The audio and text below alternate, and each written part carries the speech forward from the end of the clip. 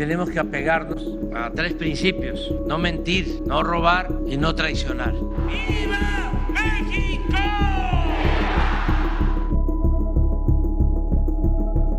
Este martes 5 de noviembre, la Suprema Corte de Justicia de la Nación discutirá un proyecto que propone invalidar parcialmente la reforma al Poder Judicial de la Federación, pese a que ésta ya tiene casi 2 meses de haber entrado en vigor. La presidenta Claudia Sheinbaum Pardo pidió esperar los resultados de la votación, pero advirtió que su administración está preparada para cualquiera que sea la resolución, y arremetió contra los ministros que apuestan por eliminar de la redacción de la reforma algunos puntos controversiales como la elección de jueces y magistrados, la figura de los jueces sin rostro y la de los comités de evaluación. Dijo que los que realmente están provocando un problema constitucional son ellos, al querer invalidar el mandato del pueblo y del constituyente. Esto en alusión a las constantes críticas que han recibido la titular del Ejecutivo, pero también el Legislativo, por propiciar una supuesta crisis constitucional, por no acatar las resoluciones de jueces, donde se pide no continuar con la implementación de esta controversial reforma que propuso el expresidente Andrés Manuel López Obrador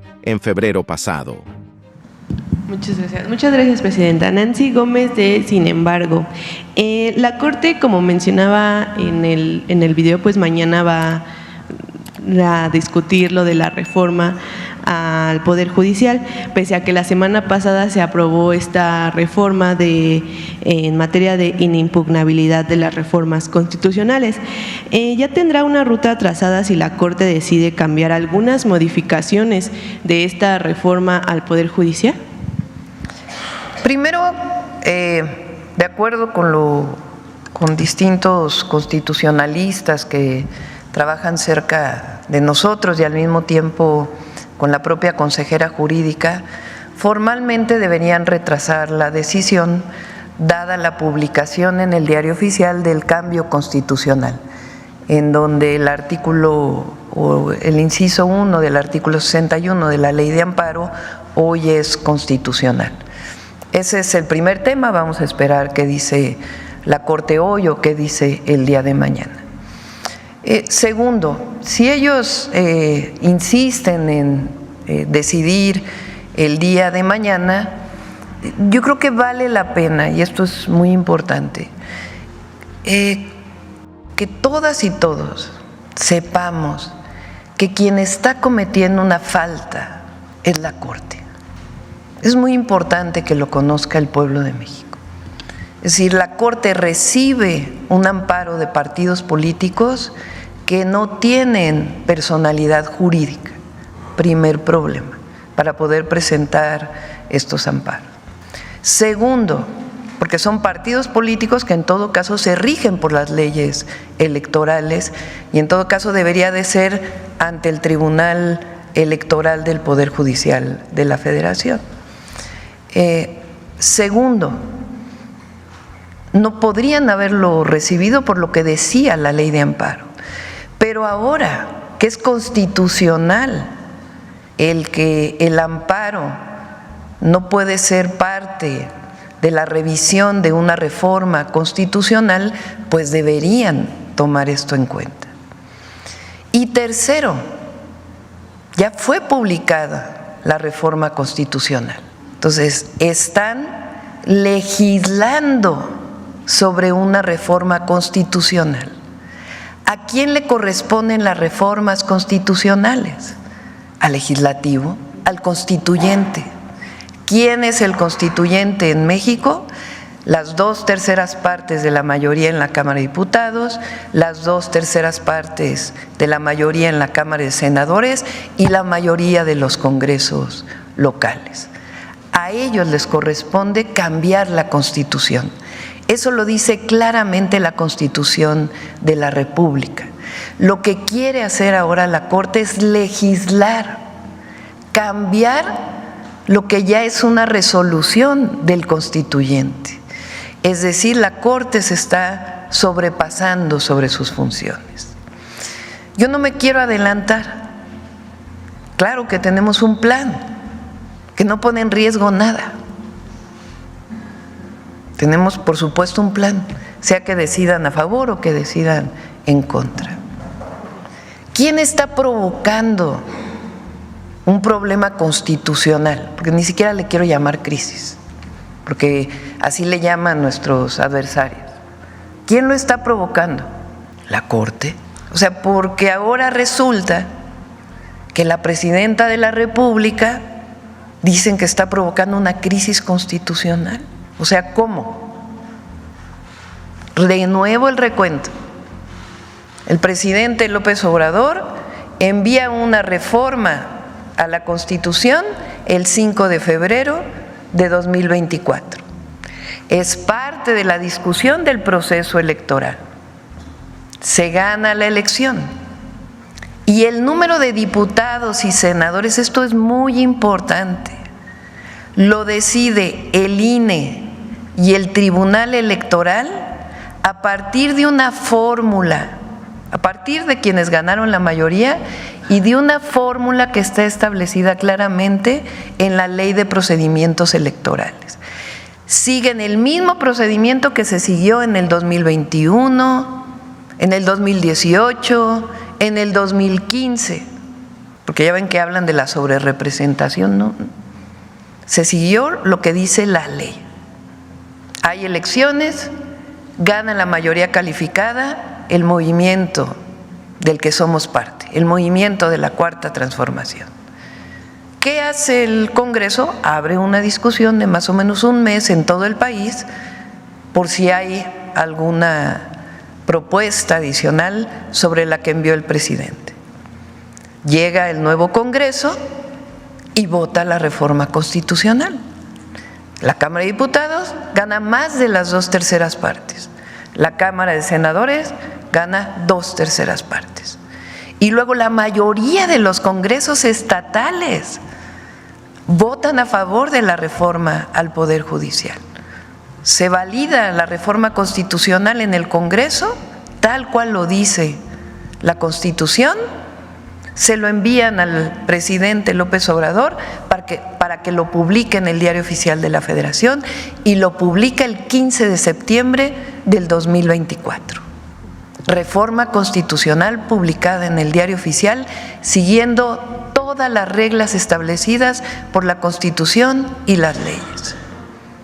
Y la Corte de pronto, con 8 ministros y ministras, quiere cambiar lo que decidió el pueblo de México, lo que decidió el constituyente. Todavía ayer el ministro Juan Luis González Alcántara dice, es que queremos una negociación. ¿Con quién quieren una negociación? ¿Con la presidenta? Si la presidenta lo único que hace es publicar en el Diario Oficial lo que decide el constituyente. ¿Estamos de acuerdo? Estamos de acuerdo. Pero el constituyente podría haber decidido otra cosa. Si ya es reforma constitucional, ya es parte de la Constitución. Y ahora es estos 8 ministros y ministras de la Corte, 8, y uno de ellos que siente que tiene la atribución para cambiar la Constitución. O sea, ¿cómo? ¿Cómo? ¿Quién está poniendo en duda la reforma constitucional? Un ministro de la Corte. Entonces, por eso yo nuevamente digo, vamos a esperar a ver qué dice la Corte y cómo votan. A ver si las y los 8 ministros, que no pueden estar por encima del pueblo de México, que no pueden estar por encima del constituyente, que está también representando al pueblo de México, deciden. Si votan todos a favor del proyecto del ministro González Alcántara, que por cierto, en su casa fue donde se llevó a cabo la ilegal reunión con el presidente del PRI, ya dijo que él no estaba, pues sí, pero fue en su casa.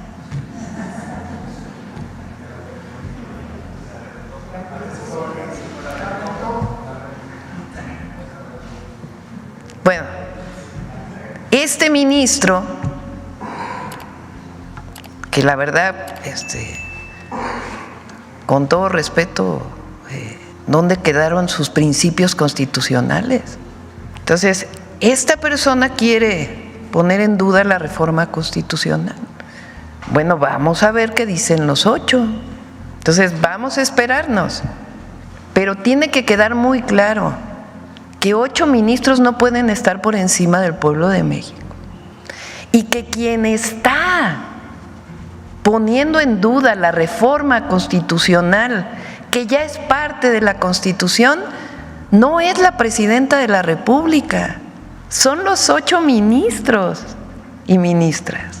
Por eso yo digo que recuerden sus clases de derecho, que recuerden su formación y vamos a ver cuál es la votación. De cualquier forma nosotros estamos preparados para una o para otra. Ahora, fíjense, y lo menciono, un expresidente de México, hoy vocero, bueno, siempre fue vocero del conservadurismo, pero hoy más todavía. Fíjense dónde publica su artículo, para empezar. ¿Lo publicó en un periódico de circulación nacional? No. ¿Lo publicó en sus redes sociales exclusivamente? Lo publica en un periódico de Estados Unidos, el Washington Post. ¿No les parece que algo no está bien? O sea, ¿a quién le está hablando? ¿Al pueblo de México? ¿Desde un periódico en Estados Unidos? Pues lo hubiera publicado en Reforma, en el Universal, en Milenio, en el Excelsior, en ¿quién me falta?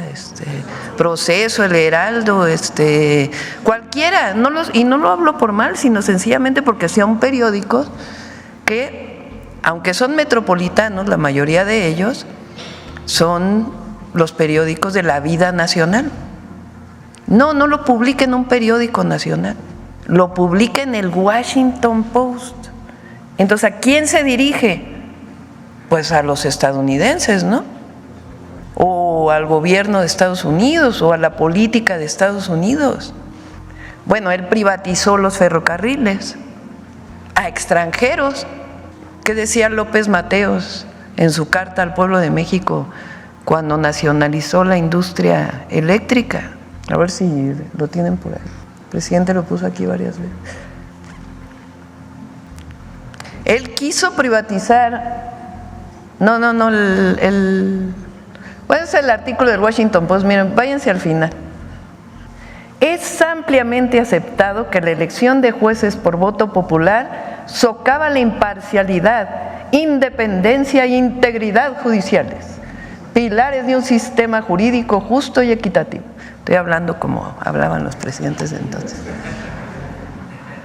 Incluso en Estados Unidos, donde esto ocurre a nivel estatal y local, pero nunca a nivel federal o en todos los estados, ha sido criticado por los académicos legales. Los legisladores de Morena se basaron en un precedente estadounidense cuestionable para justificar su acción. Pero hay una última parte donde él interpreta qué quiere el pueblo de México, ¿no? Por ahí. ¿O esa es la última parte?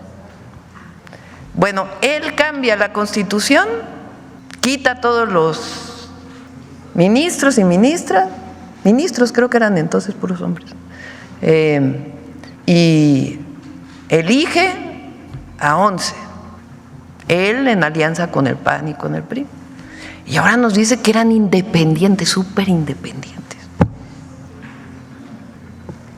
cuando ni siquiera se atrevieron a decir algo sobre el Fobaproa, la mayor estafa a los mexicanos y mexicanas. Bueno, decía López Mateos, más adelante, solo un traidor entrega su país a los extranjeros. Los mexicanos podemos hacer todo mejor que cualquier otro país. Cuando un gobernante extranjero me pregunta si hay posibilidad de entrar al negocio de los energéticos o a la electricidad, le respondo que apenas estamos independizándonos de las invasiones extranjeras que nos vaciaron el país. pero que en tanto los mexicanos sí queremos invertir en el petróleo americano o en su producción de energía eléctrica, por si quieren un socio extranjero. En México la Constitución es muy clara. Los recursos energéticos y los yacimientos petroleros son a perpetuidad, propiedad única y exclusiva del pueblo mexicano. El resto de las especulaciones al respecto son traición a la patria. Industrializar el país no implica una subasta pública de nuestros recursos naturales, ni la entrega indiscriminada del patrimonio de la patria. Entonces se escribe en un periódico de Estados Unidos cuando él entregó ferrocarriles y quiso privatizar la industria eléctrica, privatizarla por completo, solamente no pudo hacerlo por las movilizaciones populares y porque venía la elección al siguiente año. Pero su objetivo era privatizar la industria eléctrica. Entonces, bueno, regresando, vamos a esperar a ver qué dice la Corte y ya sabrán nuestra respuesta para entonces. Si te gusta el contenido de este canal, no te olvides de suscribirte, dejar tu like, comentar y compartir para que nos ayudes a difundir esta información con más personas.